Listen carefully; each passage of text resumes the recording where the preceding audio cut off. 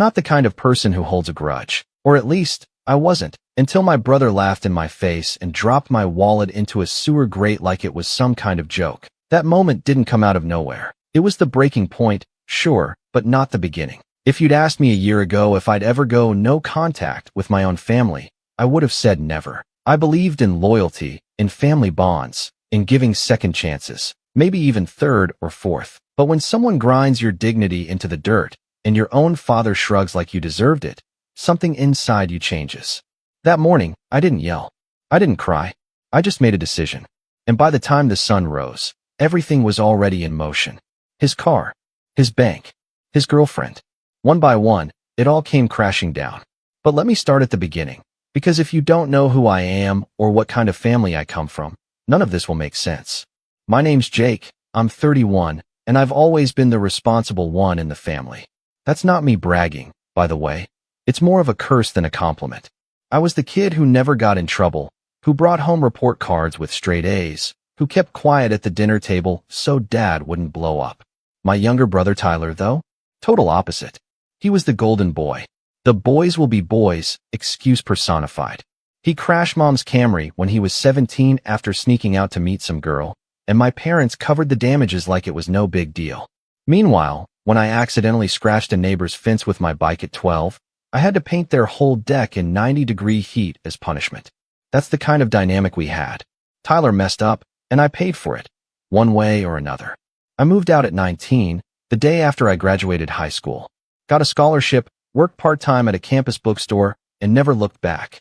I built my life slowly, college degree, decent job in logistics, a reliable car, and eventually a modest condo.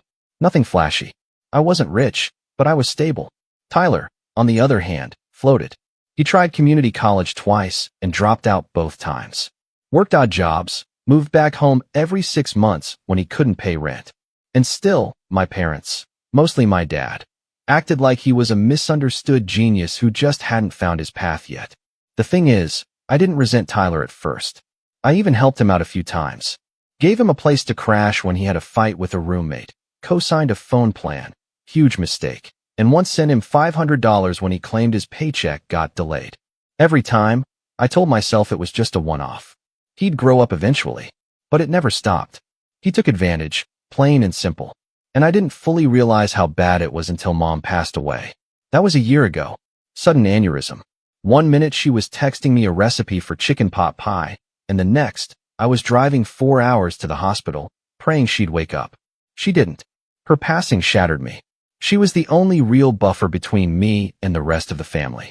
The only one who saw through Tyler's crap and occasionally called him out. After the funeral, everything got colder, quieter, and then, somehow worse. Dad fell into this weird state of detachment. Not sadness, not anger, just apathy. Like the only person he ever listened to was gone, and now the world just didn't matter. He started leaning more into Tyler, giving him money, letting him move back in permanently, letting him borrow the car, even though Tyler had wrecked 2 already. Meanwhile, I was barely hearing from either of them. Unless, of course, Tyler needed something. Which brings us to 2 weeks ago. That was the day he asked me for $15,000. I was at work when the call came in. I recognized the number immediately, Dad's landline. I didn't pick up. 5 seconds later, Tyler texted, "Bro, I really need to talk. Call me ASAP." Against my better judgment, I did. And of course, it wasn't really talking. It was begging, dressed up in fake urgency. "Jake, listen, man. I wouldn't ask unless it was serious. I'm starting this auto detailing business. I just need 15 grand to get the van, tools, insurance." I cut him off right there. "No." He blinked through the FaceTime screen like he didn't hear me right. "Wait, what?" Just like that. I said, "No, Tyler. You've already flaked on 2 jobs this year. You dropped out again. You owe Dad 3 grand already. I'm not giving you $15,000 to blow on some pipe dream." He stared at me, then scoffed. "Wow. So that's it? After everything I've done for you?" I almost laughed. "What exactly have you done for me, Ty?" He didn't have an answer. Just hung up. I figured that would be the end of it. It wasn't. The next weekend, I had to swing by Dad's house to drop off some paperwork for Mom's estate. She'd left behind a few loose ends, accounts that needed closing, stuff with her insurance. Tyler was outside when I pulled in, leaning against the hood of Dad's car, arms crossed like he was waiting for me. I debated just backing out and coming another day, but I knew that would only prolong the drama. As I stepped out of the car, I made sure my wallet was zipped up tight in my jacket. I always kept cash on hand, old habit from when I used to deliver for DoorDash part-time. And that week I'd just hit the ATM to grab rent money for a friend I was helping out. Stupid, I know. I shouldn't have had that much on me. But I did. Tyler walked up as I headed to the door. "Hey," he said, in that fake chummy voice he used when he wanted something. I didn't stop. "Not in the mood, Ty." He followed me up the porch. "Look, I know we had words, but I was serious about the business. I got a guy who's willing to sell his whole kit for cheap, but I gotta move fast." I turned, exasperated. "You're still going on about that?" I said no. End of story. He grinned, this smug little smirk that made my skin crawl. "You always think you're better than me, don't you?" "No," I said. "I just think I'm not dumb enough to loan 15 grand to a guy who thinks kit is a business plan." He didn't take it well. His jaw tensed. His eyes flicked down to my jacket pocket. I felt something shift in the air. He shrugged and turned away, muttering something under his breath, and I figured he was done. 10 minutes later, after I'd handed off the papers to Dad, who barely looked up from his recliner, I stepped back out onto the porch. My jacket felt lighter. I checked the pocket. Empty. "Tyler," I shouted, turning toward the driveway. He was already walking down the sidewalk with his phone in hand, not even trying to look innocent. "Where's my wallet?" He turned slowly, like it was a joke. "Oh, that thing. What did you do?" He pointed toward the curb, where the storm drain gaped open like a metal mouth. "Whoops," he said, grinning. "Must have slipped." I walked over in disbelief, peered down, and yeah, there it was. Lodged between two rusted grates, barely visible, my leather wallet. The one I'd had for 6 years. The one that had over 2 grand in it. "You psycho," I said, barely keeping my voice level. "That's my rent. That's someone else's rent. That's my license, my cards, everything." He just shrugged. "You should have been more careful with it." I looked back at Dad through the screen door. He hadn't moved. "You saw that, right? You're gonna say something." Dad didn't even blink. "You shouldn't carry that much cash anyway." That's when something inside me snapped. But I didn't scream. I didn't curse. I didn't fight. I just went home. Sat in my car for 20 minutes with my fingers clenched around the wheel. My knuckles turned white. My throat was tight. But I didn't cry. I just started thinking. And by the time I walked into my apartment, I already knew what I was going to do. The best revenge doesn't happen in the heat of the moment. It happens when you let the fire simmer. And mine was just getting started. I didn't sleep that night. Not a wink. I just lay there staring at the ceiling while a slow, cold wave settled over me. The kind of stillness that only shows up when you finally stop pretending someone's going to change. I wasn't just angry about the wallet or the money. It was the look in Tyler's eyes when he did it. The smugness, like he knew I wouldn't do anything about it. Like he thought he could get away with it again. But what haunted me more than anything was Dad's face. The blank expression. The apathy. Like my humiliation was just an inconvenience to be ignored. I'd expected more. Not much, maybe, but something. A flicker of disappointment. A sigh. Anything to show he still remembered which one of us had been the adult all these years. Instead, I got silence. That night was when something finally snapped. I wasn't going to be the good son anymore. The quiet one. The peacemaker. I was done handing out olive branches while they were sharpening knives behind my back. I decided I wouldn't raise my voice. I wouldn't fight. I'd just watch. And when the time came, I'd make it count. The days that followed were weirdly quiet. Tyler didn't text. Dad didn't call. I didn't reach out either. But the silence didn't mean nothing was happening. In fact, it was the beginning of a shift I don't think they even noticed at first. The first crack came 3 days later. I was at work, trying to get through inventory prep, when I got a call from Claire, my dad's neighbor. Sweet woman. Probably in her late 60s. She'd always liked me more than Tyler, which was saying something since she'd only met us a few times. "Jake, honey," she said, voice hushed. "I don't mean to meddle, but is everything okay with your brother?" I paused, already suspicious. "Why?" "Well, he was out on the curb this morning, yelling into his phone. Something about rent money and people being late. Said he was going to come after someone if they didn't pay up." I sighed. "That sounds about right." Claire hesitated. "He mentioned your name." I froze. "What do you mean?" He said, "Let me think. Jake better come through, or I swear, I'll make him wish he had." I didn't say anything. Jake, are you in trouble? No, I said slowly. But he might be. Tyler, it turned out, had already spent the money he thought I was going to give him. Rented a rundown van from some sketchy guy off Craigslist. Paid for a custom decal, T-Rex detailing, "We eat dirt alive." Because of course he did. He'd even gone as far as putting down a deposit on a shared workshop space on the outskirts of town. All without ever confirming that I was going to fund it. And now he was scrambling. I didn't respond to his texts. I didn't pick up his calls. But the messages kept coming. You're seriously going to do me like this? Do you want me to fail? You think you're better than me? You've always been jealous. That one made me laugh. Jealous of what exactly? The endless debt? The constant scrambling? The complete lack of self-awareness? Then came the voicemail. You better call me back, Jake. I'm not playing. I'll come over if I have to. I played it twice, then forwarded it to my backup drive. The next weekend, I had to visit Dad again. Not for any social reason. There were more estate forms to sign and a few last things from Mom's storage unit that needed my signature before being released. I dreaded every second of it, but I kept my face neutral and my voice polite. Like always, Dad barely acknowledged me when I came in, just pointed to the table where the forms sat. I signed them in silence. Then I asked, "Where's Tyler?" Dad grunted. "Out. Something about a business deal." I raised an eyebrow. "Did he tell you what kind of business?" Dad shrugged. "Don't start, Jake." "I'm just curious," I said calmly. "You know he dropped my wallet in a sewer last week, right?" "That was an accident," Dad muttered. "An accident?" He told me he did it on purpose. He was upset. You antagonized him. I couldn't believe what I was hearing. He stole from me. You saw it. And your response is that I antagonized him. Dad's eyes narrowed. He needed help. You're the one with the job, the money, the nice apartment. You could have spared some. There it was. The part they never said out loud until now. The part one always suspected. I stood still for a long second, my hand resting on the back of the dining chair. I looked at my father, really looked at him. The deep lines around his mouth. The vacant eyes. The bitter edge in his voice. It wasn't grief anymore. It was something else. Something uglier. "I've helped him more times than I can count," I said, voice quiet.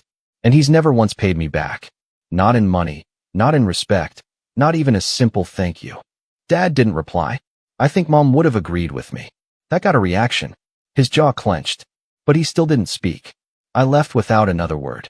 Over the next few weeks, things escalated fast. Tyler's little business collapsed before it even started. The workshop owner kicked him out when the second payment didn't come through. The Craigslist guy reported the van as stolen after Tyler failed to sign the title over properly. And the custom decal? He tried to get a refund, but apparently yelling at a print shop manager isn't the best negotiation strategy. I stayed quiet. Until one afternoon, about a month after the sewer incident, when the real betrayal happened. It was a Friday. I'd taken a half day at work to meet with a financial planner. I'd recently gotten a promotion, and I was finally in a place where I could think about long-term investments. I was feeling good, hopeful even. Then I got a call from my bank. "Hi, this is Jenna from Client Security Services. We're calling about a flagged transaction on your checking account." My stomach dropped. Someone attempted to withdraw $4,800 from a branch location about 2 hours ago. They had your name, your account number, and your license. I blinked. My license? That's impossible. I stopped. It was in the wallet. The one Tyler dropped in the sewer. The one he'd joked about. My voice was flat. Was the withdrawal successful? "No, sir," she said. "Our teller noticed inconsistencies with the signature. And your account had been flagged after multiple failed online login attempts earlier this week." I didn't make any login attempts. That's what we figured. I drove straight to the branch and reviewed the security footage with the manager. It was Tyler, plain as day, wearing my license like a name tag and trying to pretend his signature matched mine. That wasn't just theft. That was fraud. I filed the report, locked the account, changed everything. And then I sat in my car in the bank parking lot for a long time. I stared at the steering wheel. I remembered Tyler as a kid, how he used to beg me to let him sneak into my room to play with my Legos. How he once cried when I told him I was moving out for college. How he hugged me after Mom's funeral, saying, "I don't know what I'd do without you." And then I remembered the sewer grate, the smirk, the voicemail, and now this. That was the breaking point. That night, I didn't sleep. But not because I was angry. Because I was planning. I was done waiting for him to hit rock bottom. I was going to hand him the shovel and make sure the hole he dug was too deep to climb out of. But it had to be quiet, precise, no mess, no traces, and I knew exactly where to start. By 6:15 a.m., everything was already in motion, and by the time the sun rose, Tyler's life as he knew it was already unraveling. But I'll get to that soon. Because what happened next? Even I didn't see it coming. You'd think that filing a police report on your own brother would feel satisfying. That some deep, long-buried sense of justice would light up inside you like a bonfire. But for me, it didn't feel like that at all. It felt like grief. A slow, quiet kind. The kind that doesn't come with tears or screaming, but just sits in your chest, heavy, constant. Like a boulder you can't lift, only learn to carry. After the bank incident, I thought things might get easier, like maybe that would be the end of it. That Tyler would finally realize I wasn't going to save him anymore. That maybe Dad would finally stop acting like I was the problem. But that wasn't what happened. 2 days later, Dad called me for the first time in over a month. No greeting. No small talk. Just one sentence. Did you really file charges against your own brother? I didn't respond at first. I just let the silence stretch. Then I said, he committed fraud. That's a felony. Dad huffed like I was being dramatic. You always blow things out of proportion. He made a mistake. I laughed, sharp, bitter. A mistake is forgetting a birthday. A mistake is backing into a mailbox. This was theft. Identity theft. He was desperate. I stared at the wall of my apartment, the familiar pictures, the old bookshelf Mom helped me build years ago. I didn't even know what to say anymore. He stole from me, Dad. He tried to impersonate me. If the bank hadn't caught it, I'd be out almost $5,000. Dad's voice turned cold. You're punishing him for being poor. That was the moment I realized my father didn't see us as equals. He never had. To him, Tyler was the broken one, the one who needed protection. And me? I was the one who was supposed to fix everything, no matter what it cost. So I did what I should have done a long time ago. I hung up, and I blocked his number. The fallout came fast. Tyler showed up at my condo a few nights later, pounding on the door like a maniac. I didn't answer. He left a voice message instead. 3 minutes of slurred threats and self-pity. You're ruining my life, man. All because I asked you for help. You think you're better than everyone. Just wait. Just wait. You'll regret this. I swear to God you'll. I didn't listen to the rest. I just saved the voicemail, labeled it, and filed it away. I filed everything away. Bank logs, texts, old loan receipts, copies of the failed co-signed phone bill from 2020. Even the stupid Instagram post he made bragging about getting that bread the week after he stole my wallet. I wasn't just protecting myself anymore. I was documenting, preparing. But while I was bracing for war, life didn't pause for me. The stress leaked into everything. I started waking up at 3 a.m. with chest tightness. I was late on 2 work projects. My manager, who had always liked me, pulled me aside one day and said gently, "Hey, I don't know what's going on, but I can tell you're not okay. Take a few days. Get your head right." So I did. I took 3 days off and stayed inside. No phone, no TV, just silence and coffee and a spiral notebook I found buried in my junk drawer. And I wrote. Not a novel, not a plan, just thoughts, memories, anger, regret, things I never said to Tyler, things I wanted to say to Dad, things I wished I'd told Mom before she passed, things I never even admitted to myself. It all poured out, page after page. I must have filled that notebook halfway by the time I came up for air. That was the moment I started to rise. Not in some dramatic, cinematic way, but quietly, privately. For the first time in years, I wasn't fixing someone else's mess. I was cleaning my own house, inside and out. I started going to the gym again. Not because I wanted abs, but because I needed somewhere to put all that tension. The ache, the fury. I lifted weights like they'd personally wronged me. I finally reconnected with old friends. People I'd pulled away from out of shame or exhaustion. One of them, Evan, had just started a new tech startup, and after a few hangouts, he asked if I'd consider consulting on their logistics system. It wasn't a full-time job, just a side gig, but it paid well and gave me something new to focus on. A spark. I reworked my finances, too. Opened new accounts. Invested more aggressively. Started planning for the future again. And the biggest change? I started therapy. Just once a week at first. I didn't expect much from it, honestly. But sitting across from someone who listened without judgment, who asked me questions no one in my family ever had. It was like someone had finally pulled a splinter from my brain I didn't even know was there. "Why do you think you kept helping him?" my therapist, Grace, asked one day. I paused, then said, "Because if I didn't, no one would." She nodded. "And what made you believe that was your responsibility?" That one sat with me for a long time. The truth is, I'd built my whole identity around being the reliable one, the fixer, the helper. I thought that was love. I thought that was what family meant. But it wasn't love. It was fear. Fear that if I stopped being useful, I'd stop being loved. And when Mom died, I stopped being useful. So they stopped trying. That realization hurt more than anything Tyler ever did. But it also freed me. Once I saw it clearly, I stopped carrying their weight. I stopped measuring my worth by their standards. And little by little, I started living for me. I built new routines. I made space for joy again. I cooked actual meals. I took walks. I bought myself a nice watch. Nothing fancy, just something that made me feel like I was allowed to own nice things. Then, about 6 weeks after the fraud attempt, I got the call. It was from Detective Morgan, the officer assigned to the case. "We've got a bit of an update for you," he said.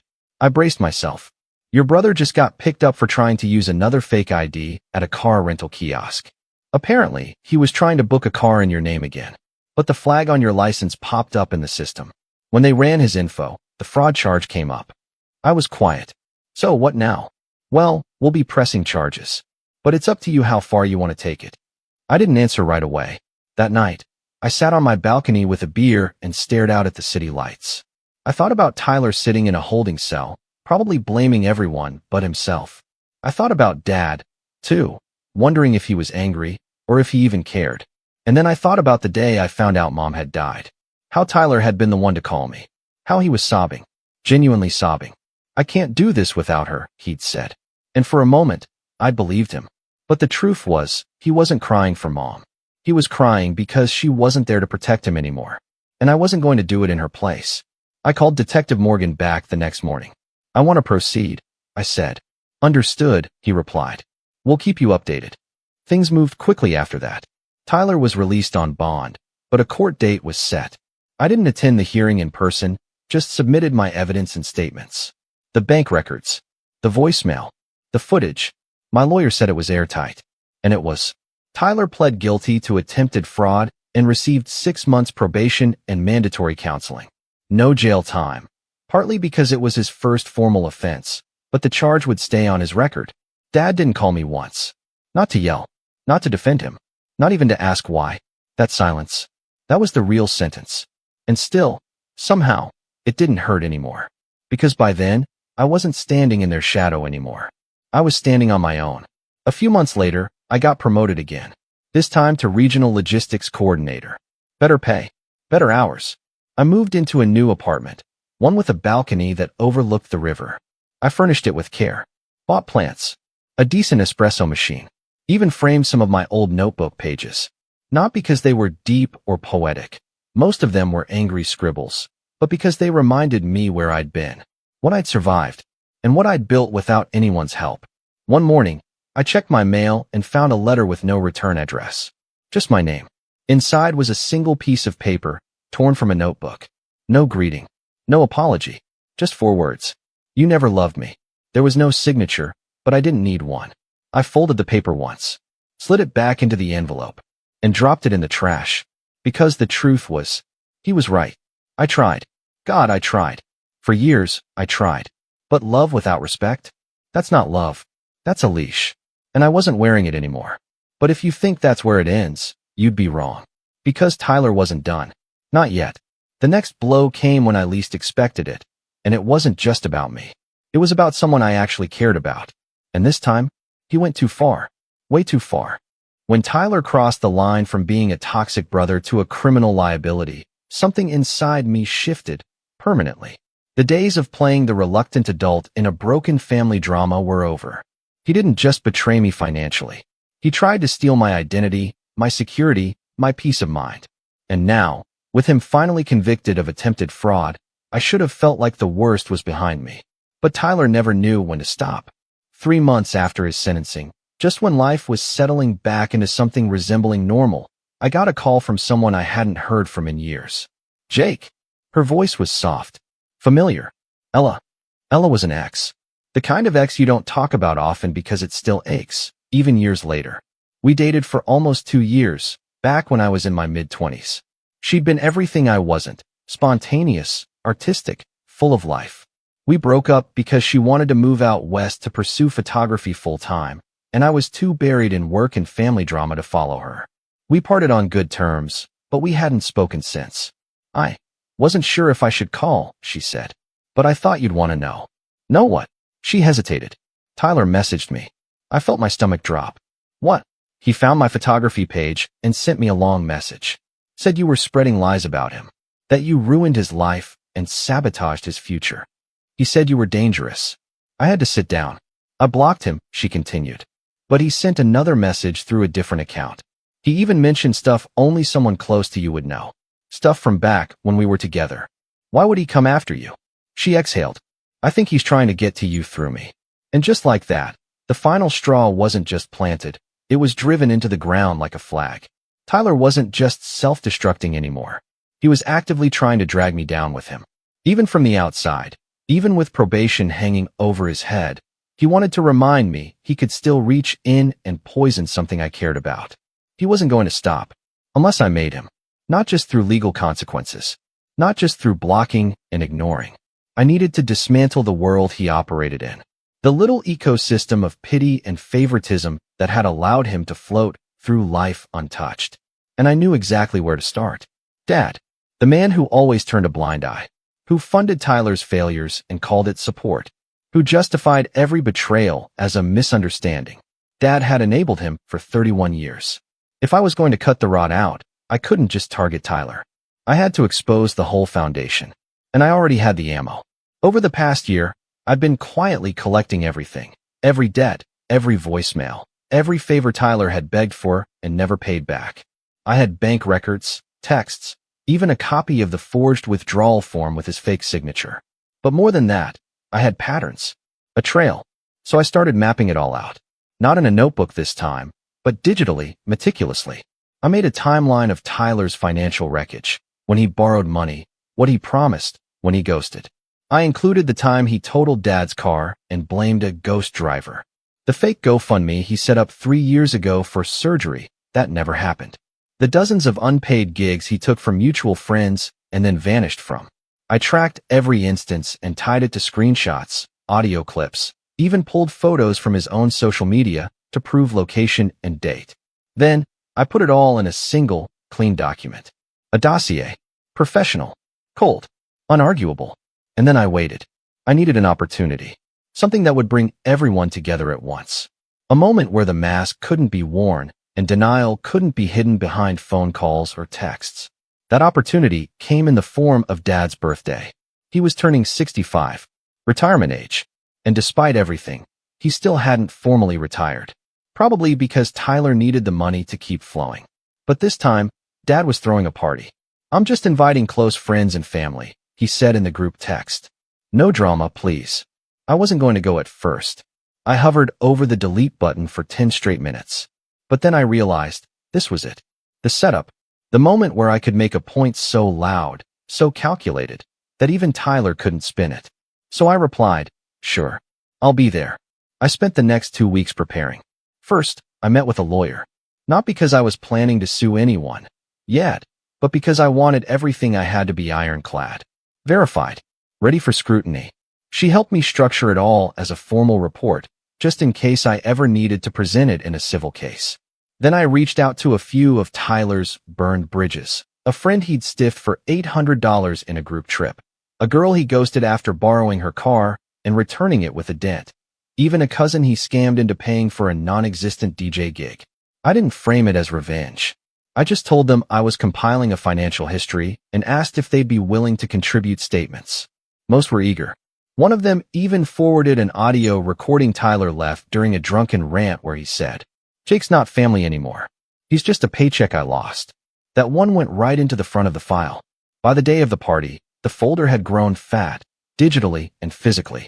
I had a PDF version on a thumb drive, a printed copy in a clean black binder, and a backup stored in the cloud under a pseudonym. I wasn't taking chances. The party itself was held at a local event hall. Nothing fancy, just tables, banners, and cheap catering. But there were maybe 50 people there. Friends of Dad's, old co-workers, neighbors, even a couple of distant aunts I hadn't seen since Mom's funeral. And Tyler, of course. He looked worse than I'd ever seen him. Eyes bloodshot, wearing an ill-fitting blazer, a forced smile plastered on his face like a poorly glued mask. He gave me a look when I walked in, equal parts panic and contempt. He hadn't expected me to show. I nodded politely, walked past him, sat near the front. I waited for the toasts to start.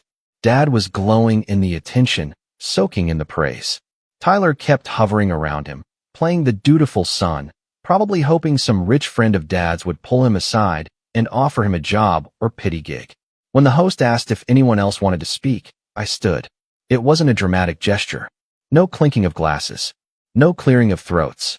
Just me, calmly walking up to the microphone. I held up the black binder. I'm Jake. Most of you know me. I'm Richard's son. People nodded. A few clapped politely. I just wanted to share a few things about my brother Tyler. The room shifted. Eyes darted. Tyler froze mid-sip of his drink. I smiled. Some of you may have lent him money. Some of you may have heard stories about me sabotaging him. And I just want to say, I believe in clarity. I opened the binder. This is a record of every financial, legal, and personal favor Tyler has received and defaulted on since 2014.